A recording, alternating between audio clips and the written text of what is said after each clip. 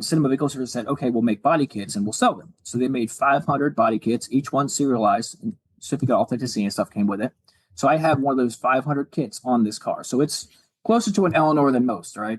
And it's a true fastback Mustang. I got it out of Rochester, New York back in, 2004. So I've owned that car for 20 years. Now, that's the longest I've owned any car. Usually, like I said, I change cars like I change clothes.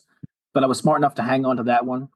I need to finish it. It's the body kit's on and the car is painted. There's a few flaws we'll have to fix, but it's painted. I need to do the interior, but I really want to do like a resto mod. I want to do a Cody drivetrain, maybe with a blower, turbo, or something like that on it, and make it a really fun street car that I can take on road trips. And also, I want to put AC in it and everything. And I want to be able to set the cruise at 75 and drive to Florida if I feel like it. You know what I mean? So money's not there to finish it. The car just sits and waits. It's indoors. It's insured. It's killing my friends because they know I have a dream car just sitting there, but it's not going anywhere. We're willing it.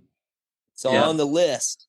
All right. So as we wind down here and guide the podcast gently to the off-ramp here, Jeff, just I have a couple last questions for you. The Speedy Cop name, can you chat about that for a minute? Sure. So I spent 27 years as a cop. I just retired a year ago. I talk really fast, obviously. I used to run really fast. I can't say I do anymore. I've got metal in both legs, but I used to be able to catch suspects that were known for always getting away because they were very, very fast on their feet.